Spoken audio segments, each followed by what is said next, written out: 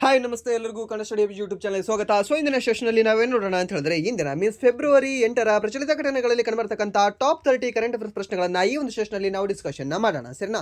So ಹಾಗಾದ್ರೆ ಬನ್ನಿ ವಿಡಿಯೋನ ಸ್ಟಾರ್ಟ್ ಮಾಡೋಣ. ವಿಡಿಯೋ ಸ್ಟಾರ್ಟ್ ಮಾಡೋಕ್ಕಿಂತ ಮುಂಚೆ ವಿಡಿಯೋ ಕೊನೆವರೆಗೂ ನೋಡಿ ಅಂತ ಹೇಳುತ್ತೆ. ಹಾಗೆ ವಿಡಿಯೋ ಕೊನೆವರೆಗೂ ನೋಡಿದ ನಂತರ ವಿಡಿಯೋ ಇಷ್ಟ ಆದರೆ ಪ್ಲೀಸ್ ವಿಡಿಯೋನ ಲೈಕ್ ಮಾಡಿ, ಸಬ್ಸ್ಕ್ರೈಬ್ ಮಾಡಿ. ಇಫ್ ನಿಮಗೆ ವಿಡಿಯೋ ಇಷ್ಟ ಆಗಲಿಲ್ಲ ಅಂದರೆ ಸೊ ಆಬ್ವಿಯಸ್ಲಿ ಡಿಸ್ಲೈಕ್ ಮಾಡಿ ಅಂತ ಹೇಳ್ತಾ, ಹಾಗೆ ನಾವು ಇಲ್ಲಿವರೆಗೂ ಮಾಡಿರ್ತಕ್ಕಂಥ ಕರೆಂಟ್ ಅಫೇರ್ಸ್ ಕ್ಲಾಸ್ಗಳನ್ನು ಯಾರು ನೋಡಿಲ್ಲ ಅಲ್ವಾ, ಪ್ಲೀಸ್ ನೀವು ಪ್ಲೇಲಿಸ್ಟ್ ಹೋಗಿ ಚೆಕ್ ಮಾಡ್ಕೊಂಡು ನೋಡ್ಕೊಳ್ಳಿ. ಹಾಗೆ ಈ ಒಂದು ಅನಾಲಿಸಿಸ್ ಕ್ಲಾಸ್ಗಳು, ಜಿಕೆ ಕ್ಲಾಸ್ಗಳನ್ನು ಸಹ ನೀವು ಪ್ಲೇಲಿಸ್ಟ್ ಹೋಗಿ ಚೆಕ್ ಮಾಡ್ಕೊಂಡು ನೋಡ್ಕೊಳ್ಬಹುದು. ಅದು ನಿಮಗೆ ಉಪಯೋಗ ಆಗುತ್ತೆ. Okay, and then the note ಇವಾಗಲೇ ಹೇಳ್ತಾ ಇದ್ದೀನಿ, ಸ್ವಲ್ಪ ನೆಗಡಿ ಇದೆ, ಸೊ ಸ್ವಲ್ಪ ವಾಯ್ಸ್ ಅಡ್ಜಸ್ಟ್ ಮಾಡ್ಕೊಳ್ಳಿ. ಓಕೆ, ಸೊ ಮೀನ್ಸ್ ಮೊದಲ ಪ್ರಶ್ನೆ ಏನಿದೆ ಅಂತ ನೋಡೋಣ ಬನ್ನಿ. ಏನಿದೆ ಮೊದಲ ಪ್ರಶ್ನೆ? ಪ್ರತಿಷ್ಠಿತ ಗ್ಲೋಬಲ್ ಟೀಚರ್ ಪ್ರೈಸ್ ಗೌರವಕ್ಕೆ ಇತ್ತೀಚೆಗೆ ಪಾತ್ರರಾದ ಭಾರತೀಯ ಶಿಕ್ಷಕಿ ಮತ್ತು ಸಾಮಾಜಿಕ ಕಾರ್ಯಕರ್ತೆ ಯಾರು ಅಂತ ಕೇಳಿದರೆ, ಸರ್ನಾ ಯಾರು ಸರ್ ಅವರು? ಸುಧಾಮೂರ್ತಿ ಅವರ, ರೋಬೆಲ್ ನಾಗಿ ಅವರ, ಆ್ಯಂಡ್ ದೆನ್ ಈ ಶಾಲಿನಿ ಕುಮಾರಿ ಅವರ, ಇಲ್ಲ ಅಂದರೆ ಈ ಆನಂದ್ ಕುಮಾರ್ ಅವರ ಅಂತ ಕೊಟ್ಟಿದ್ದಾನೆ. ಸೊ ಶಿಕ್ಷಕಿ ಅಂತ ಕೊಟ್ಟಿದ್ದಾರೆ. ಸೊ ಶಿಕ್ಷಕಿ ಅಂತ ಆಪ್ಷನ್ ಡಿ ನಾವು ತೆಗೆದಾಕ್ಬಹುದು. ಆ್ಯಂಡ್ ದೆನ್ ಈ ಸುಧಾಮೂರ್ತಿ ಅವರು ಟೀಚರ್ ಅಲ್ಲ, ಸೊ ಇವ್ರನ್ನ ತೆಗೆದಾಕ್ಬಹುದು. ಸೊ ಇದರಲ್ಲಿ ರೋಬೆಲ್ ನಾಗಿ ಅವರ ಆಗ್ತಾರಾ, ಇಲ್ಲ ಅಂದರೆ ಶಾಲಿನಿ ಕುಮಾರಿ ಅವರು ಆಗ್ತಾರಾ? ಸೊ ಇದಕ್ಕೆ ಸರಿ ಉತ್ತರ ಯಾವುದಾಗುತ್ತೆ ಅಂದರೆ ಆಪ್ಷನ್ ಬಿ, ರುಬೆಲ್ ನಾಗಿ ಅಂತ ಹೇಳ್ತೀವಿ ಸರ್ನಾ. So this is the most important question, ನೆನ್ಪಿಟ್ಕೊಳ್ಳಿ ಇದನ್ನ, ಸರಿಯಾ?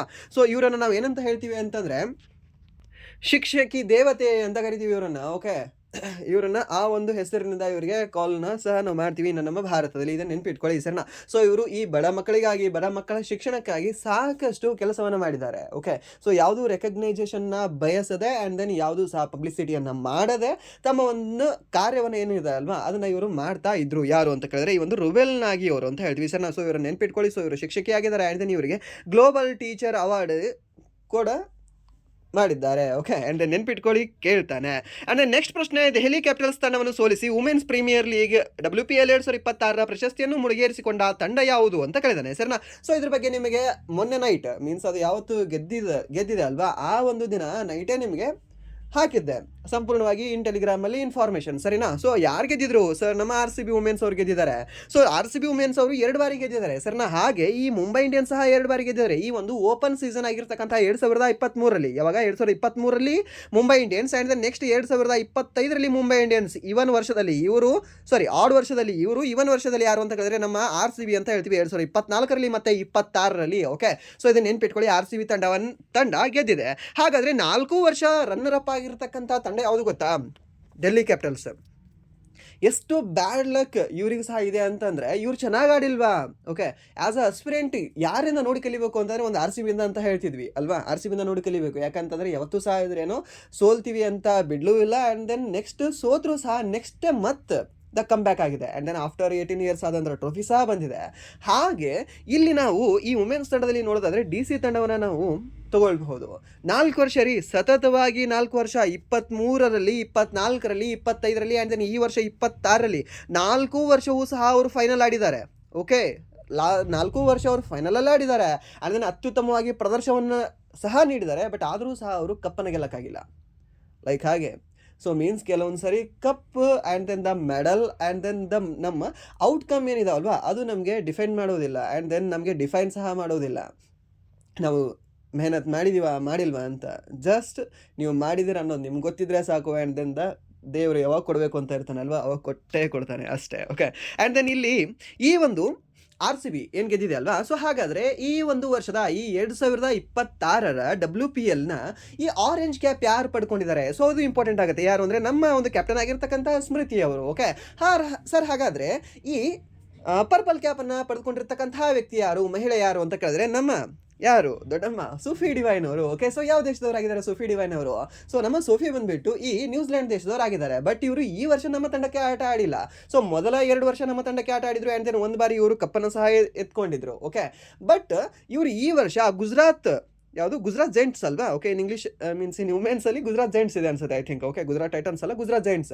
ಆ ಒಂದು ತಂಡಕ್ಕೆ ಆಡಿ ಇವರು ಅತಿ ಹೆಚ್ಚು ವಿಕೆಟ್ಗಳನ್ನು ಪಡೆದುಕೊಳ್ಳುವ ಮೂಲಕ, ಮೀನ್ಸ್ ಎಷ್ಟು ವಿಕೆಟ್ಗಳು ಸರ್? 500 ಅಲ್ಲ, 17 ವಿಕೆಟ್ಗಳನ್ನು ಪಡೆದುಕೊಳ್ಳುವ ಮೂಲಕ ಇವರು ಈ ಪರ್ಪಲ್ ಕ್ಯಾಪ್ನ ಪಡೆದುಕೊಂಡಿದ್ದಾರೆ ಸರ್, ಸರಿನಾ? ಇದು ನೆನ್ಪಿಟ್ಕೊಳ್ಳಿ, ಕೇಳ್ಬೋದು ನಿಮಗೆ. ಹಾಗಾದರೆ ಸರ್ ಸ್ಮೃತಿ ಮಂದನ ಎಷ್ಟು ರನ್ಗಳನ್ನು ಮಾಡಿದ್ದಾರೆ? ಎಷ್ಟು ಅಂದರೆ ಈ ಒಂದು 377 ರನ್ಗಳನ್ನು ಮಾಡಿದ್ದಾರೆ ಹೆಸರನ್ನ. ಸೊ ಇದು ಸಹ ನೆನ್ಪಿಟ್ಕೊಳ್ಳಿ, ಕೇಳ್ಬೋದು ನಿಮಗೆ. ಆ್ಯಂಡ್ ದೆನ್ ನೆಕ್ಸ್ಟ್ ನಿಮಗೆ ಈ ಒಂದು IQ ಅವಾರ್ಡ್ನ ಯಾರಿಗೆ ನೀಡಿದ್ದಾರೆ ಅಂತ ಕೇಳ್ಬೋದು ನಿಮಗೆ. ಈ ಒಂದು 2026 WPLನ IQ ಅವಾರ್ಡ್ ಯಾರಿಗೆ ನೀಡಿದ್ದಾರೆ ಅಂದರೆ ಅಗೇನ್ ನಮ್ಮ ದೊಡ್ಡಮ್ಮ ಯಾರು, ಸೋಫಿ ಡಿವೈನ್ ಅಂತ ಹೇಳ್ತೀವಿ. ಓಕೆ, ಸೊ ಇವರು ಸಹ ನೆನ್ಪಿಟ್ಕೊಳ್ಳಿ. ಆ್ಯಂಡ್ ದೆನ್ ಅತಿ ಹೆಚ್ಚು ಡಾಟ್ ಬಾಲ್ಗಳನ್ನು ಯಾರ್ರೀ ದ ನ್ಯೂ ಕ್ರಶ್ ಹಾಗೆ ಹೀಗೆ ಅಂತ ಸಹ ಎಲ್ಲ ಸಹ ಪಬ್ಲಿಷ್ ಪಬ್ಲಿಸಿಟಿ ಆಗಿದೆ ಅವ್ರದ್ದು. ಯಾರು ಸರ್? ಲಾರೆನ್ ಬೆಲ್ ಅವರು ಹೌದಾ? ಓಕೆ, ನೆನ್ಪಿಟ್ಕೊಳ್ಳಿ. ಈ ಒಂದು ಕೊನೆಯ ಮ್ಯಾಚಲ್ಲಿ ಅತಿ ಹೆಚ್ಚು ಡಾಟ್ ಬಾಲ್ಗಳನ್ನು ಹಾಕಿರ್ತಕ್ಕಂತಹ ಮಹಿಳೆಯೂ ಸಹ ಇವರೇ. ಆ್ಯಂಡ್ ದೆನ್ ಇಡೀ ಸೀಸನಲ್ಲಿ ಅತಿ ಹೆಚ್ಚು ಡಾಟ್ ಬಾಲ್ಗಳನ್ನು ಹಾಕಿರ್ತಕ್ಕಂತಹ ಮಹಿಳೆಯೂ ಸಹ ಇವರೇ. ಯಾರು? ಲಾರೆನ್ ಬೆಲ್ ಅವರು. ಸರಿನಾ? ನೆನ್ಪಿಟ್ಕೊಳ್ಳಿ, ಕೇಳಬಹುದು ನಿಮಗೆ. ಹಾಗಾದರೆ ನಮ್ಮ RCB ತಂಡದ ಪರವಾಗಿ ಅತಿ ಹೆಚ್ಚು ವಿಕೆಟ್ಗಳನ್ನು ಪಡೆದಿರ್ತಕ್ಕಂತಹ ವ್ಯಕ್ತಿ ಯಾರು ಸರ್? ಯಾರು ಅಂತ ಕೇಳಿದ್ರೆ ನಮ್ಮ ಕ್ಲರ್ಕ್ ಅವರು. ಸರ್ನಾ? K for clerk. Okay, so ಈ ಒಂದು ನದಿನೇ ಕ್ಲರ್ಕ್ನವ್ರು ಏನಿದಾರಲ್ವ, ಸೌತ್ ಆಫ್ರಿಕಾ ತಂಡದ ಮಹಿಳೆ. ಸೊ ಅವರು ನಮ್ಮ ಭಾರತದ ಈ RCB ತಂಡದ ಪರವಾಗಿ ಆಡಿ ನಮ್ಮ ಭಾರತದ ಒಂದು WPLನಲ್ಲಿ 15 ವಿಕೆಟ್ಗಳು ಅನಿಸುತ್ತೆ, ಐ ಥಿಂಕ್. ಓಕೆ, 16 ವಿಕೆಟ್ಗಳನ್ನು ಪಡೆದುಕೊಳ್ಳುವ ಮೂಲಕ ನಮ್ಮ RCB ಅತಿ ಹೆಚ್ಚು ವಿಕೆಟ್ ಟೇಕರ್ ಆಗಿದ್ದಾರೆ. ಸರ್, ಸೋದು ಸಾಗುತ್ತಿಲ್ಲ, ಅದು ಸರ್ ನಿಮಗೆ ಕೇಳಬಹುದು. ಆ್ಯಂಡ್ ದೆನ್ ಎಮರ್ಜಿಂಗ್ ಪ್ಲೇಯರ್ ಯಾರಾಗಿದ್ದಾರೆ ಅಂತ ನಿಮಗೆ ಕೇಳಬಹುದು. ಅವಾಗ ನೀವು ಹೇಳಬೇಕಾಗುತ್ತೆ ಸರ್ ನಂದಿನಿ ಶರ್ಮಾ ಅವರು. ಯಾರು ಅಂದರೆ ಈ ಒಂದು ನಂದಿನಿ ಶರ್ಮಾ ಅವರು ಏನಿದಾರಲ್ವ, ಡೆಲ್ಲಿ ಕ್ಯಾಪಿಟಲ್ಸ್ನಲ್ಲಿ ಆಟ ಆಡ್ತಾರೆ, ಇವರು ಬೌಲರ್ ಆಗಿದ್ದಾರೆ. ಸೊ ಇವರಿಗೆ ಎಮರ್ಜಿಂಗ್ ಪ್ಲೇಯರ್ ಆಗಿ ಅವಾರ್ಡ್ ಸಹ ನೀಡಲಾಗಿದೆ ಸರ್. ಸೊ ಇದು ಇಂಪಾರ್ಟೆಂಟ್ ಆಗುತ್ತೆ, ಕೇಳಬಹುದು, ಕೇಳ್ತಾ ನಿಮಗೆ. ಆ್ಯಂಡ್ ದೆನ್ ಸರ್, ಹಾಗಾದರೆ ಫೈನಲ್ ಯಾವ ಒಂದು ಸ್ಟೇಡಿಯಮಲ್ಲಿ ಆಡಿದ್ರು ಅಂತ ಕೇಳಿದ್ರೆ ವಡೋದರಾ ಸ್ಟೇಡಿಯಮಲ್ಲಿ ಇವರು ಫೈನಲ್ ಮ್ಯಾಚ್ನ ಆಡಿದ್ದಾರೆ. ಓಕೆ, ಆ್ಯಂಡ್ ದೆನ್ ನೆಕ್ಸ್ಟ್ ಪ್ರಶ್ನೆ, ಮಿಲಾನ ಕಾರ್ಟಿನಾ 2026 ಚಳಿಗಾಲದ ಒಲಿಂಪಿಕ್ಸ್ ಈ ಟಾರ್ಚ್ ಬೇರರ್ ಆಗಿ ಆಯ್ಕೆಯಾಗಿರುವ ಭಾರತೀಯ ದಂತಕಥೆ ಯಾರು ಅಂತ ಕೇಳಿದ್ದೇನೆ. ಸರ್, ದಂತಕಥೆ ಅಂದರೆ ನೀರಜ್ ಚೋಪ್ರಾ ಆಗ್ಲಿಕ್ಕೆ ಸಾಧ್ಯ ಇಲ್ಲ. ಆ್ಯಂಡ್ ದೆನ್ ನೆಕ್ಸ್ಟ್ ಈ ಒಂದು ಲಿಯಾಂಡರ್ ಪೇಸ್, PV ಸಿಂಧು ಅವರ, ಇಲ್ಲಾಂದ್ರೆ ಅಭಿನವ್ ಬಿಂದ್ರಾ ಅವರ. ಯಾರಾಗ್ತಾರೆ ಸರ್ ಇದಕ್ಕೆ ಸರಿಯಾದ ಉತ್ತರ? ಯಾರು ಅಂತ ಕೇಳಿದ್ರೆ ಅವಾಗ ನಾವು ಹೇಳಬೇಕಾಗುತ್ತೆ ಸರ್ ನಮ್ಮ ಅಭಿನವ್ ಬಿಂದ್ರಾ ಅವರು. ಸರ್ನ ಯಾರು ಅಂದರೆ ಈ ಒಂದು ಅಭಿನವ್ ಬಿಂದ್ರಾ ಅವರು ಟಾರ್ಚ್ ಬೇರರ್ ಆಗಿದ್ದಾರೆ. ಸರ್ನ this is the most important question. ಇವಾಗ ಏನು ಟಾಪ್ 3 ಇವಾಗ ಹೇಳಿದೆ ಅಲ್ವಾ, ಮೂರು ಸಹ ಕ್ವಶನ್ ನಿಮಗೆ ಇಂಪಾರ್ಟೆಂಟ್ ಇದಾವೆ, ಬರ್ಕೊಂಡು ಇಟ್ಕೊಳ್ಳಿ. ಓಕೆ, ಕೇಳ್ತಾ ನಿಮಗೆ ಫಿಕ್ಸ್ ಬಂದೇ ಬರುತ್ತೆ. ಆ್ಯಂಡ್ ನೆಕ್ಸ್ಟ್ ಪ್ರಶ್ನೆ, ಈ 2026 ಅಂಡರ್-19 ಕ್ರಿಕೆಟ್ ವಿಶ್ವಕಪ್ನ ಫೈನಲ್ ಪಂದ್ಯವು ಯಾವ ನಗರದಲ್ಲಿ ನಡೆಯಲಿದೆ ಅಂತ ಕೇಳಿದ್ದೇನೆ. ಸರ್ನ ಎಲ್ಲಿ ನಡೆಯಲಿದೆ ಸರ್ ಇದು? ಎಲ್ಲಿ ಅಂತ ಕೇಳಿದ್ರೆ ಈ ಒಂದು ಹರಾರೆಯಲ್ಲಿ ನಡೆದಿದೆ. ಸರ್ನ ಈ ಒಂದು ಹರಾರೆಯಲ್ಲಿ ನಡೆದಿದೆ. ಇವರು ಯಾರು ಅಂತ ಕೇಳಿದ್ರೆ ಈ ಒಂದು ಇಂಗ್ಲೆಂಡ್ ತಂಡ ಸೋತಿದೆ. ಸರ್ನ ಯಾರ ವಿರುದ್ಧ ಸೋತಿದೆ ಅಂತ ಕೇಳಿದ್ರೆ ನಮ್ಮ ಭಾರತದ ತಂಡದ ವಿರುದ್ಧ ಸೋತಿದೆ. ಸೊ ನಮ್ಮ ಭಾರತದ ತಂಡ 411 ರನ್ಗಳನ್ನು ಗಳಿಸುವ ಮೂಲಕ ಇವರಿಗೆ ಚೇಸ್ನ ಕೊಡ್ತು. ಬಟ್ ಅವರು 411 ರನ್ಗಳನ್ನು ಗಳಿಸಕ್ಕೆ ಸಾಧ್ಯ ಆಗಲಿಲ್ಲ. 301 ರನ್ಗೆ ಅವರು ಸೋತರು. ಯಾರು ಸೋತರು ಅಂತಂದ್ರೆ ಈ ಒಂದು ಇಂಗ್ಲೆಂಡ್ ತಂಡ ಸೋತಿದೆ. ಸರ್ನ ಸೊ ಇದನ್ನು ಸಹ ನೆನ್ಪಿಟ್ಕೊಳ್ಳಿ, ಕೇಳ್ಬೋದು. ಆ್ಯಂಡ್ ದೆನ್ ಇದೇ ಮ್ಯಾಚಲ್ಲಿ 175 ರನ್ಗಳನ್ನು ಗಳಿಸುವ ಮೂಲಕ ಅತಿ ಹೆಚ್ಚು ರನ್ಗಳನ್ನು ಈ ಒಂದು ಅಂಡರ್-19 ವರ್ಲ್ಡ್ ಕಪ್ಪಲ್ಲಿ ಗಳಿಸಿರ್ತಕ್ಕಂಥ ನಮ್ಮ ಭಾರತೀಯ ಯಾರು ಅಂತ ಕೇಳಿದ್ರೆ ವೈಭವ್ ಸೂರ್ಯವಂಶಿ. ಸರಿನಾ? ಸೊ ಅಪ್ರಾಕ್ಸಿಮೇಟ್ಲಿ 15 ಸಿಕ್ಸ್ಗಳೇನೋ ಹೊಡೆದಿದ್ದಾರೆ ಅವರು ಆ ಮ್ಯಾಚಲ್ಲಿ. ಸರಿಯಾ? ಮೀನ್ಸ್ ಮ್ಯಾಚ್ ಅಲ್ಲ, ಅದು ಆ್ಯಕ್ಚುಲಿ ಹೈಲೈಟ್ ಥರ ಕಾಣ್ತಾ ಇತ್ತು, ಅಷ್ಟು ಸಖತ್ತಾಗಿ ಆಡಿದ್ದಾರೆ. ಯಾರು ಅಂದರೆ ಈ ಒಂದು ಬಿಹಾರದ ಮೂಲದವರಾಗಿರ್ತಕ್ಕಂತಹ ವೈಭವ್ ಸೂರ್ಯವಂಶಿ ಅವರು. ಸರಿನಾ? ಸೊ ಇದು ನೀವು ನೆನ್ಪಿಟ್ಕೊಳ್ಳಿ, ಎಷ್ಟನೇ ಬಾರಿಗೆ ಈ ಒಂದು ಅಂಡರ್-19 ಕ್ರಿಕೆಟ್ ವಿಶ್ವಕಪ್ ನಮ್ಮ ಭಾರತ ಗೆದ್ದಿದೆ ಸರ್? 6ನೇ ಬಾರಿ ಗೆದ್ದಿದೆ. ಸೊ ಮೊದಲು ಗೆದ್ದಿರೋದು ಐ ಥಿಂಕ್ ಇನ್ 2002 ಆರ್ 2000. ಯಾರು ಅಂತಂದರೆ ಅವಾಗ ಕ್ಯಾಪ್ಟನ್ ಮಹಮ್ಮದ್ ಕೈಫ್ ಅವರಾಗಿದ್ರು. ಸರ್ನ ಯಾರು? ಕೈಫ್ ದ ಬೆಂಕಿ ಫೀಲ್ಡರ್. ಯಾರು? ಕೈಫ್ ಅವರು. ಓಕೆ, ಸೊ ಆ ಒಂದು ಕೈಫ್ ಅವ್ರು ಏನಿದಾರಲ್ವ, ಅವರ ಒಂದು ಕೈಯಲ್ಲಿ ಫಸ್ಟ್ ಟೈಮ್ ಈ ಅಂಡರ್-19 ವರ್ಲ್ಡ್ ಕಪ್ನ ನಾವು ಗೆದ್ದಿದ್ವಿ. ಓಕೆ, ಆ್ಯಂಡ್ ದೆನ್ ಇವಾಗ ರೀಸೆಂಟಾಗಿ ಯಾರು ಅಂತ ಕೇಳಿದ್ರೆ ಆಯುಷ್ ಮಾತ್ರೆ ಅಂತ ಹೇಳ್ತೀವಿ. ಸರ್ನ ಯಾರು? ಆಯುಷ್ ಮಾತ್ರೆ. ಸರ್ನ ಸೊ ಈ ಒಂದು ಅಂಡರ್-19 ಭಾರತದ ಕ್ರಿಕೆಟ್ ತಂಡದ ನಾಯಕ ಯಾರು ಅಂತ ಕೇಳಿದ್ರೆ ಸರ್ ವೈಭವ್ ಸೂರ್ಯವಂಶಿ ಅಲ್ಲ, ಅದರ ಬದಲಾಗಿ ಈ ಒಂದು ಆಯುಷ್ ಮಾತ್ರೆ ಅವರು ಅಂತ ಹೇಳ್ತೀವಿ. ಸರ್ನ ಸೊ ಇಲ್ಲಿವರೆಗೂ ಹೇಳಿರ್ತಕ್ಕಂಥ ಎಲ್ಲ ಇನ್ಫಾರ್ಮೇಷನ್ ಇಂಪಾರ್ಟೆಂಟ್ ಇದೆ. ಓಕೆ, ನೆನ್ಪಿಟ್ಕೊಳ್ಳಿ. ಆ್ಯಂಡ್ ನೆಕ್ಸ್ಟ್ ಪ್ರಶ್ನೆ, ನಿರುದ್ಯೋಗಿ ಯುವಕರಿಗಾಗಿ ಬಾಂಗ್ಲಾ ಯುವ ಸಾಥಿ ಎಂಬ ಹೊಸ ಯೋಜನೆಯನ್ನು ಯಾವ ರಾಜ್ಯ ಸರ್ಕಾರ ಘೋಷಿಸಿದೆ ಅಂತ ಕೇಳಿದ್ದೇನೆ. ಸರ್ನ ಈ ಒಂದು ಬಾಂಗ್ಲಾ ಅಂತಂದ್ರೆ ಒಂದು ಬಾಂಗ್ಲಾದೇಶ ಮಾಡಿರಬೇಕು ಸರ್, ಇಲ್ಲ ಅಂತ ನಮ್ಮ ಪಶ್ಚಿಮ ಬಂಗಾಳ ಮಾಡಿರಬೇಕು. ಹೌದಾ? ಹೌದು, ಈ ಒಂದು ಪಶ್ಚಿಮ ಬಂಗಾಳ ಅಂತ ಹೇಳ್ತೀವಿ. ಸರ್ನ ಯಾವುದು? ಈ ಒಂದು ಪಶ್ಚಿಮ ಬಂಗಾಳ ಬಾಂಗ್ಲಾ ಯುವ ಸಾಥಿ ಎಂಬ ಈ ಒಂದು ನಿರುದ್ಯೋಗಿ ಯುವಕರಿಗಾಗಿ ಒಂದು ಹೊಸ ಯೋಜನೆಯನ್ನು ತಂದಿದೆ. ನಮ್ಮ ಕರ್ನಾಟಕದಲ್ಲಿ ಸರ್ ಯುವ ನಿಧಿ ಇದೆಯಲ್ಲ, ಎಷ್ಟು 3,000 ಕೊಡ್ತಾರಾ? 3,000 ಕೊಡ್ತಾರಾ? ಏನು 1,500 ಕೊಡ್ತಾರಾ? ಹಾಂ, 3,000 ಅನಿಸುತ್ತೆ. ಓಕೆ, ಮೀನ್ಸ್ ಈ ಡಿಗ್ರಿ ಮುಗಿದವರಿಗೆ 3,000 ಆ್ಯಂಡ್ ದೆನ್ ಡಿಪ್ಲೊಮಾ ಮುಗಿದವರಿಗೆ 1,500 ಇರಬಹುದು. ಓಕೆ, 1,500. ಸೊ ಇದನ್ನು ಸಹ ನೆನ್ಪಿಟ್ಕೊಳ್ಳಿ, ಯಾಕೆಂದರೆ ಕೇಳ್ತಾರೆ ನಿಮಗೆ ಸ್ಟೇಟ್ ಗೌರ್ಮೆಂಟ್ ಎಕ್ಸಾಮಲ್ಲಿ. ಆ್ಯಂಡ್ ನೆಕ್ಸ್ಟ್ ಪ್ರಶ್ನೆ, ಭಾರತೀಯ ಕ್ರಿಕೆಟ್ ತಂಡವು ಯಾವ ದೇಶವನ್ನು ಸೋಲಿಸುವ ಮೂಲಕ ಸರ್? ಯಾವ ತಂಡವನ್ನು ಸೋಲಿಸುವ ಮೂಲಕ ಅಂತ ಕೇಳಿದ್ರೆ ಸರ್ ಈ ಇಂಗ್ಲೆಂಡ್ ತಂಡವನ್ನು ಸೋಲಿಸುವ ಮೂಲಕ 6ನೇ ಬಾರಿಗೆ ಈ ಒಂದು ವಿಶ್ವಕಪ್ ಗೆದ್ದಿದೆ. ಸರ್ನ ಈ ಒಂದು ಅಂಡರ್-19 ಏಕದಿನ ವಿಶ್ವಕಪ್ ಅಂತ ಹೇಳ್ತೇವೆ. ಸರ್ನ ಸರ್ ಎಷ್ಟು ಓವರ್ದಾಗಿತ್ತು ಏಕದಿನ ಅಂತ ಕೇಳಿದ್ರೆ ಅದು 50 ಓವರ್ದೇ ಆಗಿರುತ್ತೆ. ಅವಾಗೆಲ್ಲ 60 ಓವರ್ ನಡೀತಾ ಇತ್ತು, ಬಟ್ ಇವಾಗ ಅದನ್ನು ರೆಡ್ಯೂಸ್ ಮಾಡಿ 50 ಓವರ್ಗೆ ತಂದು ಇಟ್ಟಿದ್ದಾರೆ. ಸರ್ನ ಸೊ ಇದು ಗೊತ್ತಿರಲಿ, ಕೇಳ್ಬೋದು ನಿಮಗೆ. ಓಕೆ, ಸೊ ಇದು 6ನೇ ಬಾರಿಗೆ ನೆನ್ಪಿಟ್ಕೊಳ್ಳಿ. 6ನೇ ಬಾರಿಗೆ. ಆ್ಯಂಡ್ ದೆನ್ ನನಗೆ ಗೊತ್ತಿರ್ತಕ್ಕಂಥ ಕೆಲವು ಹೆಸರುಗಳು, ಕ್ಯಾಪ್ಟನ್ಗಳ ಹೆಸರು ಯಾರು ಅಂದರೆ ಒಂದು ಮಹಮ್ಮದ್ ಕೈಫ್ ಅವರು, ಆ್ಯಂಡ್ ದೆನ್ ನೆಕ್ಸ್ಟ್ ಇನ್ನೊಂದು ಯಾರು ಅಂತಂದರೆ ವಿರಾಟ್ ಕೊಹ್ಲಿ ಅವರು, ಆ್ಯಂಡ್ ದೆನ್ ನೆಕ್ಸ್ಟ್ ಯಾರು ಬರ್ತಾರೆ ಅಂತಂದರೆ ಈ ಪೃಥ್ವಿ ಶಾ. ಓಕೆ, ಸೊ ಅವರು. ಆ್ಯಂಡ್ ದೆನ್ ನೆಕ್ಸ್ಟ್ ಇವಾಗ ಆಯುಷ್ ಮಾತ್ರೆ ಅವರು. ಓಕೆ, ಸೊ ಇವ್ರನ್ನ ನೀವು ನೆನ್ಪಿಟ್ಕೊಳ್ಳಿ, ಇವ್ರ ಹೆಸರು ನಿಮಗೆ ಕೇಳೋ ಚಾನ್ಸಸ್ ಇರಬಹುದು. ಆ್ಯಂಡ್ ನೆಕ್ಸ್ಟ್ ಪ್ರಶ್ನೆ, ಒಂದು ಪ್ರವಾಸೋದ್ಯಮವನ್ನು ಉತ್ತೇಜಿಸಲು 1989 ನಂತರ ಯಾವ ನಗರವು ಮತ್ತೆ ಡಬಲ್ ಡೆಕ್ಕರ್ ಬಸ್ಸುಗಳನ್ನು ಪರಿಚಯಿಸುವುದಾಗಿ ಘೋಷಿಸಿದೆ? ಸರ್ನ ಯಾವ ಒಂದು ನಗರ ಸರ್ ಇದು? ಯಾವ ನಗರ ಅಂತ ಕೇಳಿದ್ರೆ ಅವಾಗ ನಾವು ಹೇಳಬೇಕಾಗುತ್ತೆ ಸರ್ ನವದೆಹಲಿ ನಗರ. ಸರ್ನ ಯಾಕೆ ನವದೆಹಲಿ? ಇದರಿಂದ ಇನ್ನೊಂದು ರೀಸನ್ ಸಹ ಇದೆ. ಇವಾಗ 2 ಬಸ್ ತೊಗೊಂಡು ಹೋಗ್ತಕ್ಕಂತಹ ಜನವನ್ನು ಒಂದೇ ಬಸ್ ತೆಗೆದುಕೊಂಡು ಹೋದರೆ ಇವಾಗ ನಿಮಗೆ ಪೊಲ್ಯೂಷನ್ ಕಡಿಮೆ ಆಗುತ್ತೆ. ಇವಾಗಲೇ ಹೇಗೆ ಅಂದರೆ ಫಾಗ್ ಅಲ್ಲ, ಅದು ಸ್ಮಾಗ್. ಓಕೆ, ಸೊ ಅಷ್ಟು ಕೆಟ್ಟದಾಗಿರ್ತಕ್ಕಂಥ ನಮ್ಮ ಭಾರತದ ರಾಜಧಾನಿಯ ಒಂದು ಏರ್ ಕ್ವಾಲಿಟಿ ಇದೆ. ಓಕೆ, AQI ಇಲ್ಲಿ. ಅದಕ್ಕೆ ಇವರು ಇದನ್ನೂ ಆಯಿತು, ಅದನ್ನೂ ಆಯಿತು, ಪ್ರವಾಸೋದ್ಯಮನೂ ಆಯಿತು, ಆ್ಯಂಡ್ ದೆನ್ ಇವರಿಗೆ ನಮಗೆ ಒಂದು ರೀಸನ್ ಸಹ ಸಿಕ್ಕಾಗಾಯಿತು ಇದನ್ನು ತರೋಕ್ಕೆ ಅಂತ ಹೇಳಿ ಇದನ್ನು ತರ್ತಾ ಇದ್ದಾರೆ, ಸರಿನಾ. ಬಟ್ ಡಬಲ್ ಡೆಕ್ಕರ್ ಬಸ್ಗಳು ಚೆನ್ನಾಗಿರ್ತವೆ. ಓಕೆ, ಸೊ ಮುಂಬೈಯಲ್ಲಿ ಇತ್ತು ಅವಾಗೆಲ್ಲ ಸಹ. ಇವಾಗ ಮುಂಬೈ ಅವರು ಸಹ ಐ ಥಿಂಕ್ ಇನ್ 2023 ಕ್ಲೋಸ್ ಮಾಡಿದ್ದಾರೆ, ಬಂದ್ ಮಾಡಿದ್ದಾರೆ. ಓಕೆ, ಆ್ಯಂಡ್ ನೆಕ್ಸ್ಟ್ ಪ್ರಶ್ನೆ, ಈ ಒಂದು ವರ್ಲ್ಡ್ ಗವರ್ನಮೆಂಟ್ ಸಮಿಟ್ 2026 ಇತ್ತೀಚೆಗೆ ಯಾವ ನಗರದಲ್ಲಿ ಈ ಒಂದು ಸಮಿಟ್ ನಡೆಯಿತು ಅಂತ ಕೇಳಿದಾನೆ. ಸರ್, ವರ್ಲ್ಡ್ ಗವರ್ನಮೆಂಟ್ ಸಮಿಟ್ ಎಲ್ಲಿ ನಡೆದಿದೆ ಸರ್? ಇದು ನ್ಯೂಯಾರ್ಕಲ್ಲಿ, ಲಂಡನ್ನಲ್ಲಿ, ದುಬೈಯಲ್ಲಿ ಮತ್ತು ಪ್ಯಾರಿಸಲ್ಲಿ. ಸರ್, ಎಲ್ಲಿಲ್ಲ ಸರ್, ಇಲ್ಲೇ ನಮ್ಮ UAEಯಲ್ಲಿ. UAE ಅಂದರೆ ಯಾವುದು ಸರ್? ಈ ಒಂದು ದುಬೈ ಅಂತ ಹೇಳ್ತೀವಿ ಸರ್ನಾ. ಸೊ ಅದು ಇಂಪಾರ್ಟೆಂಟ್ ಆಗುತ್ತೆ. ಇದನ್ನು ನಿಮಗೆ ಈ ಸ್ಟೇಟ್ ಗೌರ್ಮೆಂಟ್ ಎಕ್ಸಾಮಲ್ಲಿ ಜಾಸ್ತಿ ಫೋಕಸ್ ಮಾಡ್ತಾ ನೋಡಿ ಇದನ್ನು, ಈ ಕ್ವಶನ್ನ.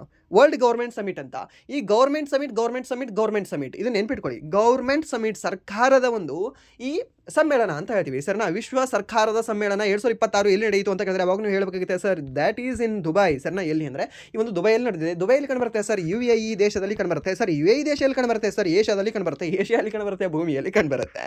ಆ್ಯಂಡ್ ನೆಕ್ಸ್ಟ್ ಪ್ರಶ್ನೆ, ಕೇಂದ್ರ ಸರ್ಕಾರ ಮತ್ತು ನಾಗಾಲ್ಯಾಂಡ್ ಸರ್ಕಾರವು ಇತ್ತೀಚೆಗೆ ಯಾವ ಸಂಘಟನೆಯೊಂದಿಗೆ ಐತಿಹಾಸಿಕ ತ್ರಿಪಕ್ಷೀಯ ಒಪ್ಪಂದಕ್ಕೆ ಸಹಿ ಹಾಕಿವೆ ಅಂತ ಕೇಳಿದಾನೆ. ಯಾವುದು ಸರ್? ಒಂದು ಕೇಂದ್ರ ಸರ್ಕಾರ ಎಂದರೆ ಇನ್ನೊಂದು ನಾಗಾಲ್ಯಾಂಡ್. ಯಾವುದ್ರ ಜೊತೆಗೆ ಸಹಿ ಹಾಕಿದಾವೆ? ಸರ್, ಯಾವುದಿಲ್ಲ, ಯಾವುದೋ ಆಪ್ಷನ್ ಉದ್ದ ಇರುತ್ತೆ ಅದೇ ಆನ್ಸರ್. ಅದಕ್ಕೆ ಯಾವುದು? ENPO ಅಂತ ಹೇಳ್ತೀವಿ, ಈಸ್ಟರ್ನ್ ನಾಗಾಲ್ಯಾಂಡ್ ಪೀಪಲ್ಸ್ ಆರ್ಗನೈಸೇಷನ್ ಜೊತೆಗೆ ತ್ರಿಪಕ್ಷೀಯ ಒಪ್ಪಂದಕ್ಕೆ ಸಹಿ ಹಾಕಿದೆ. ಯಾವುದ್ಯಾವುದು ಸರ್? ಒಂದು ನಾಗಾಲ್ಯಾಂಡ್ ಸರ್ಕಾರ, ಆ್ಯಂಡ್ ದೆನ್ ಕೇಂದ್ರ ಸರ್ಕಾರ, ಆ್ಯಂಡ್ ದೆನ್ ಈ ಒಂದು ENPO ಅಂತ ಹೇಳ್ತೀವಿ. ಯಾವುದು? Eastern Nagaland people organisation. Full form ಇಟ್ಕೊಳ್ಳಿ. ಓಕೆ, ಯಾವುದನ್ನು ಸಹ ನೆಗ್ಲೆಕ್ಟ್ ಮಾಡೋಕ್ಕೆ ಹೋಗಬೇಡಿ ನೀವು ಸೆಂಟ್ರಲ್ ಗೌರ್ಮೆಂಟ್ಗೆ ತಯಾರಿ ಮಾಡ್ತಾ ಇದ್ರೆ. ಯಾಕೆ ಅಂತಂದರೆ ಇವಾಗ ಆತ ಎಲ್ಲಿಂದ ಕ್ವಶನ್ ಫ್ರೇಮ್ ಮಾಡ್ತಿದ್ದಾನೆ ಅಂತ ಆತನಿಗೂ ಸಹ ಗೊತ್ತಿರಲ್ಲ. ಓಕೆ, ಸೊ ಅದಕ್ಕೆ ನೀವು ಸಹ ಎಲ್ಲನೂ ಸಹ ನೀವು ನೋಡ್ಕೊಳ್ಬೇಕಾಗತ್ತೆ. ಓಕೆ, ಸೊ ಅದಕ್ಕೆ ನೆನ್ಪಿಟ್ಕೊಳ್ಳಿ. ಅಂದರೆ ನೆಕ್ಸ್ಟ್ ಪ್ರಶ್ನೆ, ಭಾರತ ಅಮೆರಿಕ ಜಂಟಿ ತಾಂತ್ರಿಕ ಸಮೂಹದ ಈ 24ನೇ ಸಭೆಯು ಇತ್ತೀಚೆಗೆ ಎಲ್ಲಿ ನಡೆಯಿತು ಅಂತ ಕೇಳಿದಾನೆ. ಸರ್ನ, ಎಲ್ಲಿ ನಡೆದಿದೆ ಸರ್ ಇದು? ಭಾರತ ಮತ್ತು ಅಮೆರಿಕ ಜಂಟಿ ತಾಂತ್ರಿಕ ಸಮೂಹದ ಒಂದು 24ನೇ ಸಭೆ. ಸರ್, ಎಲ್ಲಿಲ್ಲ ಸರ್, ನಮ್ಮ ಭಾರತದಲ್ಲೇ ನಡೆದಿದೆ. ಎಲ್ಲಿ? ಒಂದು ನವದೆಹಲಿ ಅಂತ ಹೇಳ್ತೇವೆ. ಸರ್ನ, ಎಲ್ಲಿ ನಡೆದಿದೆ ಅಂದರೆ ಈ ಒಂದು ನವದೆಹಲಿಯಲ್ಲಿ ನಡೆದಿದೆ. ಅಂದರೆ ನೆಕ್ಸ್ಟ್ ಪ್ರಶ್ನೆ, ರಾಷ್ಟ್ರೀಯ ವೇಟ್ ಲಿಫ್ಟಿಂಗ್ ಚಾಂಪಿಯನ್ಶಿಪ್ 2026ರಲ್ಲಿ 3 ಹೊಸ ರಾಷ್ಟ್ರೀಯ ದಾಖಲೆಗಳನ್ನು ನಿರ್ಮಿಸುವ ಮೂಲಕ ಚಿನ್ನದ ಪದಕ ಗೆದ್ದ ಆಟಗಾರ್ತಿ ಯಾರು ಅಂತ ಕೇಳಿದ್ದಾರೆ. ಸರ್, ಯಾರು ಗೆದ್ದಿದ್ದಾರೆ ಸರ್ ಇದು? ಈ ಕುಂಚುರಾಣಿಯವರು, ಮೀರಾಬಾಯಿ ಚಾನು ಅವರು, ಆ್ಯಂಡ್ ದೆನ್ ಈ ಒಂದು ಕರ್ಣ ಮಲ್ಲೇಶ್ವರಿ ಅವರು, ಆ್ಯಂಡ್ ದೆನ್ ಪೂನಮ್ ಯಾದವ್ ಅವರು ಅಂತ ಕೊಟ್ಟಿದ್ದಾನೆ. ಸೊ ಅದಕ್ಕೆ ಸರಿಯಾದ ಉತ್ತರ ಯಾವುದಾಗುತ್ತೆ ಸರ್? ವೇಟ್ ಲಿಫ್ಟಿಂಗಲ್ಲಿ ಯಾರು ಅಂತ ಕೇಳಿದ್ರೆ ಈ ಒಂದು ಮೀರುಬಾಯಿ ಚಾನು ಅವರು ಅಂತ ಹೇಳ್ತೀವಿ ಸರ್. ಯಾರು? ಈ ಒಂದು ಮೀರಾಬಾಯಿ ಚಾನು ಅವರು ಏನಿದಾರಲ್ವಾ, ಇವರು ಈ ರಾಷ್ಟ್ರೀಯ ವೇಟ್ ಲಿಫ್ಟಿಂಗ್ ಚಾಂಪಿಯನ್ಶಿಪ್ 2026ರಲ್ಲಿ 3 ಹೊಸ ರಾಷ್ಟ್ರೀಯ ದಾಖಲೆಗಳನ್ನು ನಿರ್ಮಿಸುವ ಮೂಲಕ ಚಿನ್ನದ ಪದಕವನ್ನು ಗೆದ್ದಿರತಕ್ಕಂತಹ ಆಟಗಾರ್ತಿಯಾಗಿದ್ದಾರೆ. ಸರ್, ನಾನು ನೆನ್ಪಿಟ್ಕೊಳ್ಳಿ, ಇದರ ಕೇಳೋ ಚಾನ್ಸಸ್ ಸಹ ನಿಮಗೆ ಸಾಕಷ್ಟು ಇರುತ್ತೆ. ಆ್ಯಂಡ್ ನೆಕ್ಸ್ಟ್ ಪ್ರಶ್ನೆ, ಭಾರತೀಯ ರಿಸರ್ವ್ ಬ್ಯಾಂಕ್ ಫೆಬ್ರವರಿ 2026 ಹಣಕಾಸು ನೀತಿ ವಿಮರ್ಶೆಯಲ್ಲಿ ರೆಪೋ ದರವನ್ನು ಎಷ್ಟು ಪ್ರತಿಶತದಲ್ಲಿ ಉಳಿಸಿಕೊಂಡಿದೆ ಅಂತ ಕೇಳಿದಾನೆ. ಸರ್, ರೆಪೋ ದರ ಎಷ್ಟಿದೆ ಸರ್? ಉಳಿಸಿಕೊಂಡಿದೆ ಅಂತ ಮೀನ್ಸ್ ಈ ಲಾಸ್ಟ್ MPCಯಲ್ಲೂ ಸಹ ಅಷ್ಟೇ ಇರಬೇಕು ಅದು ರೆಪೋ ದರ ಅಲ್ವಾ? ಹಾಗಾದರೆ ಎಷ್ಟಿದೆ ಸರ್ ಇದು? ಹೇಳಿ ನೋಡುವ. ಸರ್, 4.50 ಇದೆ, ಆ್ಯಂಡ್ ದೆನ್ 5.25 ಇದೆ, ಆ್ಯಂಡ್ ದೆನ್ ಈ ಒಂದು 6.00 ಇದೆ, ಆ್ಯಂಡ್ ದೆನ್ ಈ ಒಂದು 6.50 ಇದೆ. ಸೊ ಇದಕ್ಕೆ ಸರ್ ಉತ್ತರ ಯಾವುದಾಗುತ್ತೆ ಅಂದರೆ ಪ್ರಸ್ತುತ ರೆಪೋ ದರ ಬಂದುಬಿಟ್ಟು ಈ ಒಂದು 5.25% ಅಂತ ಹೇಳ್ತೀವಿ ಸರ್. ನಾನು ಎಷ್ಟು? 5.25% ರೆಪೋ ದರ ಇದೆ, ಸರಿನಾ. ಹಾಗಾದರೆ ನಿಮಗೆ ಒಂದು ಪ್ರಶ್ನೆ ಕೇಳ್ತೀನಿ ನಾನು. ಈ ರೆಪೋ ದರ ಜಸ್ಟ್ ಒಂದು ಅಸ್ಯೂಮ್, ಓಕೆ, ಈ ಕೆಳಗಿನ ಯಾವ ಹೇಳಿಕೆಗಳು ನಿಜವಾಗಿರಬಹುದು? ನಾನು ಏನು ಹೇಳ್ತಾ ಇದ್ದೀನಿ, ಫ್ರೇಮ್ ಏನು ಮಾಡ್ತಾ ಇದ್ದೀನಿ ಕ್ವಶನ್ನ. ಈ ಕೆಳಗಿನ ಯಾವ ಹೇಳಿಕೆಗಳು ನಿಜವಾಗಿರಬಹುದು? ಓಕೆ, ದ ಫಸ್ಟ್ ಸ್ಟೇಟ್ಮೆಂಟ್ ಬಂದ್ಬಿಟ್ಟು ನಮ್ಮ ಭಾರತದ ರೆಪೋ ದರ ಏನಿದೆ ಅಲ್ವಾ, ಈ repo rate is 10%. Okay, and then ನಮ್ಮ ಭಾರತದ ರಿಸರ್ವ್ ಬ್ಯಾಂಕಿನ reverse repo rate is 12.2%. So ಇದರಲ್ಲಿ ಈ ಮೇಲಿನ ಎಷ್ಟು ಹೇಳಿಕೆಗಳು ನಿಜವಾಗಿರಬಹುದು? ಈ ಮೇಲಿನ ಹೇಳಿಕೆಗೆ ಈ ಕಾರಣ ಏನಿದೆ ಅಲ್ವಾ, ಸೂಕ್ತ ಕಾರಣವಾಗುತ್ತೆ. ಆ್ಯಂಡ್ ದೆನ್ ಕಾರಣ ಸೂಕ್ತವಾಗಿರುವುದಿಲ್ಲ. ಆ್ಯಂಡ್ ದೆನ್ ಈ ಮೇಲಿನ 2 ಹೇಳಿಕೆಗಳು ನಿಜವಾಗಿದ್ದಾವೆ, ಆ್ಯಂಡ್ ದೆನ್ ಈ ಮೇಲಿನ ಒಂದು ಹೇಳಿಕೆ ಮಾತ್ರ ನಿಜ ಇದೆ. ಯಾವುದಾಗುತ್ತೆ ಹೇಳ್ಬೋದಾ? ಇದನ್ನು ಹೋಮ್ವರ್ಕ್ ಆಗಿ ತೊಗೊಂಡು ಹೇಳಿ ನೋಡುವ. ನನ್ನ ಕ್ವಶನ್ ನಿಮಗೆ ಅರ್ಥ ಆಗಿದೆ ಅಂತ ನಾನು ಭಾವಿಸ್ತೀನಿ. ಓಕೆ, ನಿಮ್ಗೆ ಏನಾದರೂ ಅರ್ಥ ಆಗಿರಲಿಲ್ಲ ಅಂದರೆ ನೆಕ್ಸ್ಟ್ ಕ್ಲಾಸಲ್ಲೂ ಸಹ ಇದೇ ಕ್ವಶನ್ ಕೇಳ್ತೇನೆ. ಬಟ್ ಇದಕ್ಕೆ ಒಂದು ಡೀಸೆಂಟ್ ಆನ್ಸರ್ ನೀವು ಕೊಡಿ. Okay, so this is the home work number 1. ಇದನ್ನು ತಗೊಳ್ಳಿ, ನೀವು ಇದಕ್ಕೆ ಆನ್ಸರ್ ಮಾಡಿ. ಓಕೆ, ಆ್ಯಂಡ್ ನೆಕ್ಸ್ಟ್ ಪ್ರಶ್ನೆ, ಪವರ್ ಫೈನಾನ್ಸ್ ಕಾರ್ಪೊರೇಷನ್ ಮಂಡಳಿಯು ಇತ್ತೀಚೆಗೆ ಯಾವ ಕಂಪನಿಯೊಂದಿಗೆ ಬೃಹತ್ ವಿಲೀನಕ್ಕೆ ಅನುಮೋದನೆ ನೀಡಿದೆ ಅಂತ ಕೇಳಿದ್ದೇನೆ. ಸರ್ನಾ, ಯಾವುದು ಸರ್? ಪವರ್ ಫೈನಾನ್ಸ್ ಕಾರ್ಪೊರೇಷನ್ ಯಾವುದರೊಂದಿಗೆ ಈ ಒಂದು ವಿಲೀನಕ್ಕೆ ಅನುಮೋದನೆ ನೀಡಿದೆ?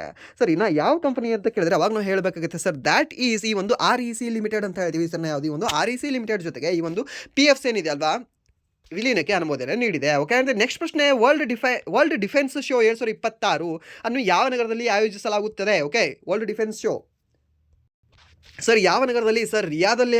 ಹೌದು ಸರ್, ಈ ಒಂದು ರಿಯಾದಲ್ಲಿ ಇದನ್ನು ಆಯೋಜನೆ ಮಾಡಲಾಗ್ತಾ ಇದೆ. ಓಕೆ, ಡಿಫೆನ್ಸ್ ಇದೆ ಸೈನ್ಸ್ ಆ್ಯಂಡ್ ಟೆಕ್ಕಲ್ಲಿ ನಿಮಗೆ ಕ್ವಶನ್ ಕೇಳ್ಬೋದು ಆ್ಯಂಡ್ ದೆನ್ ಕರೆಂಟ್ ಅಫೇರ್ಸಲ್ಲಿ ಕೇಳಬಹುದು. ಓಕೆ, ಸೊ ಅದಕ್ಕೆ ಇದನ್ನು ನೆನ್ಪಿಟ್ಕೊಳ್ಳಿ. ಎಲ್ಲಿ ಅಂತಂದರೆ ಈ ಒಂದು ರಿಯಾದ್ ಅಂತ ಹೇಳ್ತೀವಿ ಸರ್ನ. ಎಲ್ಲಿ ಈ ಒಂದು ರಿಯಾದ್, ಈ ಒಂದು ಸೌದಿ ಅರೇಬಿಯಾದ ರಾಜಧಾನಿ ಯಾವುದು ಅಂತ ಹೇಳಿದ್ರೆ ಸರ್ ರಿಯಾದ್ ಅಂತ ಹೇಳ್ತೀವಿ ಸರ್ನ. ಯಾವುದು ಈ ಒಂದು ರಿಯಾದ್ ರಾಜಧಾನಿ. ಆ್ಯಂಡ್ ನೆಕ್ಸ್ಟ್ ಪ್ರಶ್ನೆ, ವರ್ಲ್ಡ್ ಡಿಫೆನ್ಸು 2026 ಘೋಷವಾಕ್ಯ ಏನಾಗಿತ್ತು ಅಂತ ಕೇಳಿದಾನೆ ಸರ್ನ. ಏನಿಲ್ಲ ಸರ್, ಆ ಒಂದು ರಿಯಾದಲ್ಲಿ ಒಂದು ಘೋಷವಾಕ್ಯ ಮಾಡಿದರು. ಏನು? The future of defence integration ಅಂತ ಆಗಿತ್ತು ಸರ್ನ. ಏನು? ಈ ಒಂದು ರಕ್ಷಣಾ ಏಕೀಕರಣದ ಒಂದು ಭವಿಷ್ಯ ಅಂತ ಆಗಿತ್ತು. ಆ್ಯಂಡ್ ನಮ್ಗೆ ಇನ್ನೊಂದು ಸಹ ಗೊತ್ತಿರಲಿ, ಈ ಒಂದು ಸೌದಿ ಅರೇಬಿಯಾ ಏನಿದೆ ಅಲ್ವಾ, ಲಾಸ್ಟ್ ಒಂದು ಘೋಷಣೆ ಮಾಡಿದೆ. ಯಾವ ಮಂತಲ್ಲಿ ಸರ್? ಸೆಪ್ಟೆಂಬರ್ 2025 ಒಂದು ಘೋಷಣೆಯನ್ನು ಹೊರಡಿಸಿದೆ. ಏನಂತ ಅಂದರೆ, ಇನ್ನು ಮುಂದೆ ನಾವು ಪಾಕಿಸ್ತಾನದ ಜೊತೆ ಮೈತ್ರಿಯನ್ನು ಮಾಡ್ಕೊಳ್ತಾ ಇದ್ದೇವೆ. ಪಾಕಿಸ್ತಾನದ ಮೇಲೆ ಒಂದೇ ಒಂದು ಬಾಂಬ್ ಇದ್ರೂ ಸಹ ಅದು ಪಾಕಿಸ್ತಾನದ ಮೇಲೆ ಬಿದ್ದ ಹಾಗಲ್ಲ, ಅದು ನನ್ನ ಸೌದಿ ಅರೇಬಿಯಾದಲ್ಲಿ ಬಿದ್ದ ಹಾಗೆ. ಸೊ ನಾನು ಯುದ್ಧಕ್ಕೆ ಬರ್ತೀನಿ ಅಂತ ಇದು ಅವ್ರ ಜೊತೆ ಅಗ್ರಿಮೆಂಟ್ನ ಮಾಡ್ಕೊಂಡಿದೆ. ನೆನ್ಪಿಟ್ಕೊಳ್ಳಿ ಇದನ್ನು. ಓಕೆ, ಮೀನ್ಸ್ ಇದು ಇಂಡೈರೆಕ್ಟ್ ಆಗಿ ನಮ್ಮ ಭಾರತದ ವಿರೋಧಿ ಆಯಿತು ಇವಾಗ. ಯಾವುದು? Saudi Arabia. ಓಕೆ, ಸೊ ಇದು ಒಂದು ರೀತಿ ಪಾಕಿಸ್ತಾನಕ್ಕೆ ಸಿಕ್ಕಿರ್ತಕ್ಕಂಥ ರಾಜತಾಂತ್ರಿಕ ಗೆಲುವು. ಯಾಕೆಂದರೆ ಅದನ್ನು ನಾವು ಅಟ್ರಾಕ್ಟ್ ಮಾಡೋಕ್ಕಾಗಲಿಲ್ಲ. ಯಾರಿಗೆ? ಈ ಒಂದು ಸೌದಿ ಅರೇಬಿಯಾಗೆ ಸರಿನಾ. ಸೊ ಅದು ಸಹ ಒಂದು ದ ಲ್ಯಾಕ್ ಅಂತ ನಾವು ತಿಳ್ಕೊಳ್ಬೋದು ಸರಿನಾ. ಮೀನ್ಸ್ ಇದು ಅವರಿಗೆ ದ ಸೂಪರ್ ಪವರ್ ಸಿಕ್ತು ಅಂತಲ್ಲ, ಬಟ್ ದ ಸೌದಿ ಅರೇಬಿಯಾದಲ್ಲಿ ನಾವು ಜಾಸ್ತಿ ಡಿಪೆಂಡ್ ಆಗಿದ್ದೀವಿ. ಯಾಕಂದರೆ ನಮ್ಮಲ್ಲಿರ್ತಕ್ಕಂಥದ್ದು ಸಾಕಷ್ಟು ಮ್ಯಾನ್ ಪವರಲ್ಲಿ ಹೋಗಿ ವರ್ಕ್ ಮಾಡುತ್ತೆ ಸರಿಯಾ. ಸೊ ಆದ ಕಾರಣದಿಂದ ಇದಕ್ಕೆ ನಾವು ತಗೊಳ್ಬಹುದಾಗಿತ್ತು. ಪೊಲಿಟಿಕ್ಸ್ ಏನೇನೋ ಮಾಡಿ ಅದನ್ನು ಬಿಟ್ಟಿದ್ದಾರೆ.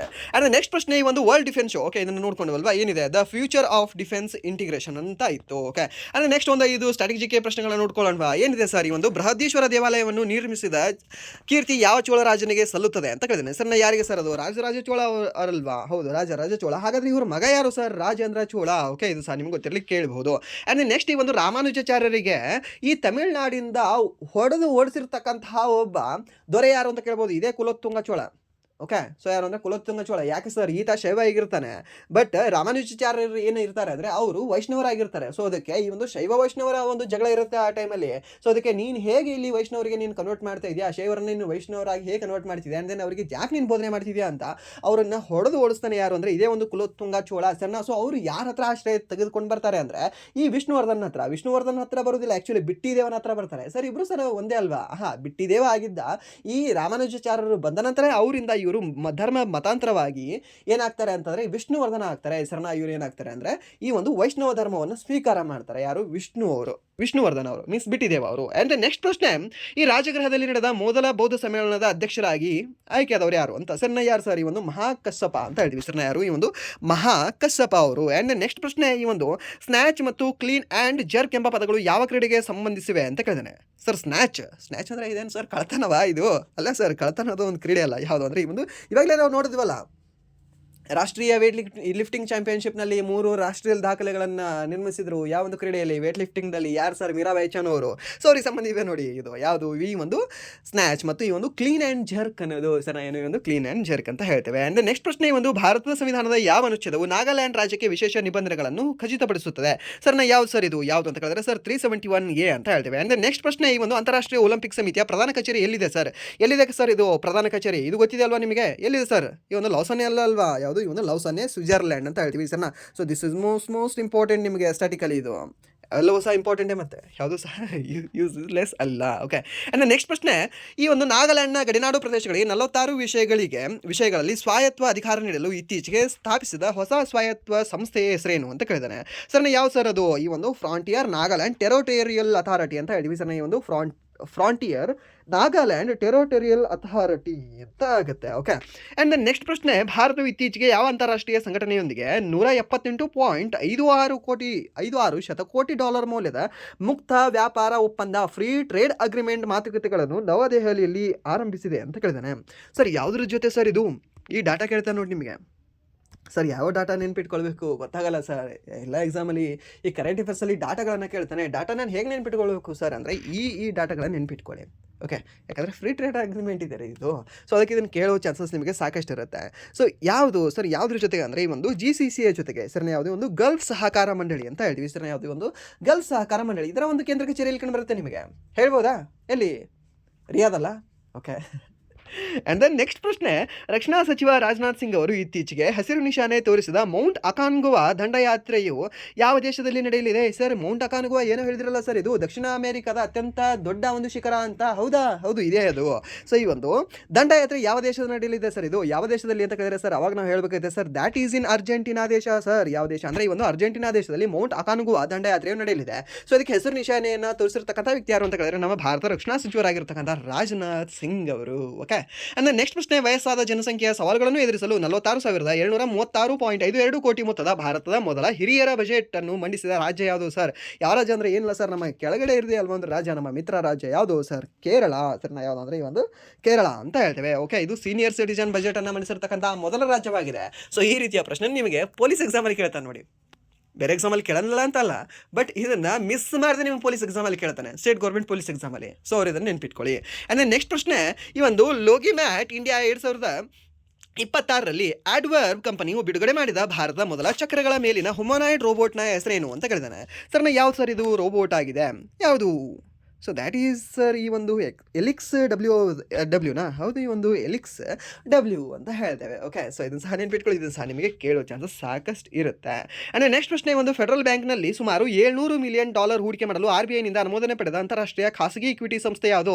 ಹಾಗೆ ನಿಮ್ಗೆ ಹೇಳ್ತಾ ಇದ್ದೀನಿ ಸರ್, ಯಾವ ಒಂದು ಡಾಟಾ ನೀವು ನೆನ್ಪಿಟ್ಕೋಬೇಕು ಅಂತ ಕೇಳಿದ್ರೆ ಈ ಒಂದು ಡಾಟಾಗಳನ್ನು ನೀವು ನೆನ್ಪಿಟ್ಕೊಳ್ಳಿ ಇದನ್ನು. ಯಾವುದರಲ್ಲಿ ಒಂದು ಫೆಡರಲ್ ಬ್ಯಾಂಕಲ್ಲಿ ಈ ಹೂಡಿಕೆ ಮಾಡ್ತಾ ಇದೆ ಅಂತ ಅದು ಆ ಒಂದು ಇಕ್ವಿಟಿ ಸಂಸ್ಥೆ ಯಾವುದು ಅಂತ ಕೇಳಿದಾನೆ. ಈ ಒಂದು ಪ್ರೈವೇಟ್ ಇಕ್ವಿಟಿ ಸಂಸ್ಥೆ ಯಾವುದು ಸರ್? ಅದು ಹೇಳ್ಬೋದಾ? ಯಾವುದದು ಸರ್? ಈ ಒಂದು ಸಾಫ್ಟ್ ಬ್ಯಾಂಕ್, ಈ ಒಂದು ಬ್ಲ್ಯಾಕ್ ಸ್ಟೋನ್, ಗೋಲ್ಡ್ ಮ್ಯಾನ್ ಸ್ಯಾಕ್ಸ್ ಆ್ಯಂಡ್ ದೆನ್ ಈ ಒಂದು ಟೆಮಾಸೆಕ್ ಅಂತ ಕೊಟ್ಟಿದ್ದಾನೆ. ಸೊ ಅದಕ್ಕೆ ಸರ್ ಉತ್ತರ ಯಾವುದಾಗುತ್ತೆ sir? That is Blackstone. ಸರಿನಾ? ಯಾವುದು ಅಂದರೆ ಈ ಒಂದು ಬ್ಲ್ಯಾಕ್ ಸ್ಟೋನ್ ಅಂತ ಹೇಳ್ತೀವಿ. ನೆನ್ಪಿಟ್ಕೊಳ್ಳಿ, black stone. Okay. And next ಪ್ರಶ್ನೆ, 2026 ಸಾಲಿನ ಪ್ರತಿಷ್ಠಿತ $1 ಮಿಲಿಯನ್ ಮೊತ್ತದ ಗ್ಲೋಬಲ್ ಟೀಚರ್ ಪ್ರೈಸ್ ಗೆದ್ದ ಭಾರತೀಯ ಶಿಕ್ಷಕ ಯಾರು ಸರ್? ಸರ್ ಮರ್ತ್ಬಿಟ್ರಾ ಸರ್ ನೀವು? ಇಲ್ಲ ಸರ್, ಮರ್ತಿಲ್ಲ ಸರ್. ನೀವೇನು ಸರ್, ನೀವು ರೂಬೆಲ್ ನಾಗಿ ಅವರು ಪಡೆದಿದ್ದಾರಲ್ವಾ ಸರ್ ಇವರು? ಹೌದು, ರೂಬೆಲ್ ನಾಗಿ ಅವರು ಅಂತ ಹೇಳ್ತೇವೆ. ಆ್ಯಂಡ್ ನೆಕ್ಸ್ಟ್ ಪ್ರಶ್ನೆ, ನವದೆಹಲಿಯಲ್ಲಿ ನಡೆದ ಏಷ್ಯನ್ ಶೂಟಿಂಗ್ ಚಾಂಪಿಯನ್ಶಿಪ್ನ 10 ಮೀಟರ್ ಏರ್ ಪಿಸ್ತೂಲ್ ಮಿಶ್ರ ತಂಡದ ಸ್ಪರ್ಧೆಯಲ್ಲಿ ಬೆಳ್ಳಿ ಪದಕ ಗೆದ್ದ ಭಾರತೀಯ ಜೋಡಿ ಯಾರು ಅಂತ ಕೇಳಿದ್ದಾರೆ. ಸರ್, ಯಾರು ಸರ್ ಅವರು ಜೋಡಿ? ಯಾರು ಇಲ್ಲ, ನಮ್ಮ ರಾಣಾ ಅವರು ಮತ್ತು ಈ ಒಂದು ಸಿಂಗ್ ಅವರು. ಯಾರು? ಈ ಸಾಮ್ರಾಟ್ ರಾಣಾ ಅವರು ಮತ್ತು ಸುರುಚಿ ಸಿಂಗ್ ಅವರು ನವದೆಹಲಿಯಲ್ಲಿ ನಡೆದಿರ್ತಕ್ಕಂಥ ಏಷ್ಯನ್ ಶೂಟಿಂಗ್ ಚಾಂಪಿಯನ್ಶಿಪ್ನಲ್ಲಿ 10 ಮೀಟರ್ ಏರ್ ಮಿಶ್ರ ಪಿಸ್ತೂಲ್ ತಂಡ ಸ್ಪರ್ಧೆಯಲ್ಲಿ ಬೆಳ್ಳಿ ಪದಕವನ್ನು ಗೆದ್ದಿರ್ತಕ್ಕಂಥ ಭಾರತ ಜೋಡಿಯಾಗಿದೆ. ಸರ್, ಮಿಶ್ರ ಅಂದ್ರೆ ಏನು? ಒಂದು ಹುಡುಗಿ ಆಗಿರ್ತಾರೆ, ಅಂದ್ರೆ ಒಂದು ಹುಡುಗ ಇರ್ತಾರೆ ಸರ್. ಅವರಿಬ್ರು ಸರಿ ಅದು ಆಟ ಆಡಿರ್ತಾರೆ. ಓಕೆ, ಸೊ ಅಪೋಸಿಟ್ ಸಹ ಒಂದು ಹುಡುಗ ಒಂದು ಹುಡುಗಿ ಇರ್ತಾರೆ. ಆ್ಯಂಡ್ ನೆಕ್ಸ್ಟ್ ಪ್ರಶ್ನೆ, ಈ ಒಂದು ಮಹಿಳಾ ಪ್ರೀಮಿಯರ್ ಲೀಗ್ 2026ರಲ್ಲಿ ಫೈನಲ್ನಲ್ಲಿ ಡೆಲ್ಲಿ 204 ರನ್ ಚೇಸ್ ಮಾಡಿ ಪ್ರಶಸ್ತಿಯನ್ನು ಗೆದ್ದ ತಂಡ ಯಾವುದು? ಅದನ್ನು RCBನೇ. ಈ ನಂಬರ್ ನೆನ್ಪಿಟ್ಕೊಳ್ಳಿ, 204 ರನ್ನ ಚೇಸ್ ಮಾಡಿದ್ದಾರೆ ನಮ್ಮವರು. ಸರ್, ಯಾಕೆ ಸರ್ ನಂಬರ್ ನೆನ್ಪಿಟ್ಕೊಳ್ಬೇಕು? ಆ್ಯಂಡ್ ದೆನ್ ಇಡೀ ವಿಶ್ವದಲ್ಲೇ ಫೈನಲ್ ಮ್ಯಾಚಲ್ಲಿ ಈ ಯಾವುದೇ ಒಂದು T20 ವರ್ಲ್ಡ್ ಕಪ್ ಆಗಿರಲಿ, T20 ಒಂದು ಲೀಗ್ ಆಗಿರಲಿ, ಯಾವುದೇ ಒಂದು ಲೀಗಲ್ಲಿ ಒಂದು ತಂಡ ಏನಾದರೂ ಫಸ್ಟ್ ಆಟ ಆಡಿ ಫಸ್ಟ್ ಒಂದು ಫೇಸಲ್ಲಿ ಅವರು 200 ಕ್ರಾಸ್ ಮಾಡಿದರೆ ಎರಡನೇ ಏನು ಚೇಸ್ ಮಾಡುತ್ತಲ್ವ ಆ ತಂಡ ಯಾವ ತಂಡವೂ ಸಹ 200 ದಾಟಿರ್ತಕ್ಕಂಥ ಸ್ಕೋರನ್ನು ರೀಚ್ ಮಾಡಿ ಅವರು ಗೆದ್ದೇ ಇಲ್ಲ. This is the first team, ನಮ್ಮ RCB ಟೀಮ್ 200 ಕ್ರಾಸ್ ಮಾಡಿರ್ತಕ್ಕಂಥ ಸ್ಕೋರನ್ನು ಸಹ ಇವರು ಚೇಸ್ ಮಾಡಿ ಇವ್ರು ಗೆದ್ದಿದ್ದಾರೆ. So this is the most important and then the iconic moment ಅಂತ ಹೇಳ್ತೇವೆ ಸರಿನಾ. ಸೊ ಅತಿ ಹೆಚ್ಚು ರನ್ಗಳನ್ನು ಹೊಡೆದವರು ಯಾರು ಸರ್ ಫೈನಲ್ ಮ್ಯಾಚಲ್ಲಿ? ಯಾರು ಅಂದರೆ ಸ್ಮೃತಿ Mandhana. And then second highest ಯಾರು ಸರ್? ಯಾರು ಅಂದರೆ ನಮ್ಮ ಜಾರ್ಜ್ ವಾಲ್ ಅವರು ಸರಿನಾ. ಸೊ ಅವರು ಸಾರಿ ನೆನ್ಪಿಟ್ಕೊಳ್ಳಿ.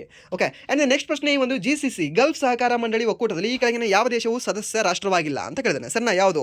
ಒಂದು ಗಲ್ಫ್ ಸಹಕಾರ ಮಂಡಳಿ, ಇದರಲ್ಲಿ ಯಾವ ದೇಶ ಸದಸ್ಯ ರಾಷ್ಟ್ರವಾಗಿಲ್ಲ sir? That is Saudi Arabia ಆಗಿರಲ್ವಾ ಸರ್? ಯಾಕಂದರೆ ಸರ್ ಅದರ ಕೇಂದ್ರ ಕಚೇರಿನೇ ಸೌದಿ ಅರೇಬಿಯಾದಲ್ಲಿ ಕಂಡು ಬರುತ್ತಲ್ಲ ಸರ್, ಇದೇ ಆಗಿರೋಕ್ಕೆ ಸಾಧ್ಯ ಇಲ್ಲ. ಸೊ ಇದು ಆಗಲ್ಲ, ಇದು ಆಪ್ಷನ್ ಆಗಲ್ಲ, ಯಾಕಂದರೆ ಇದು ಆಗಿದೆ.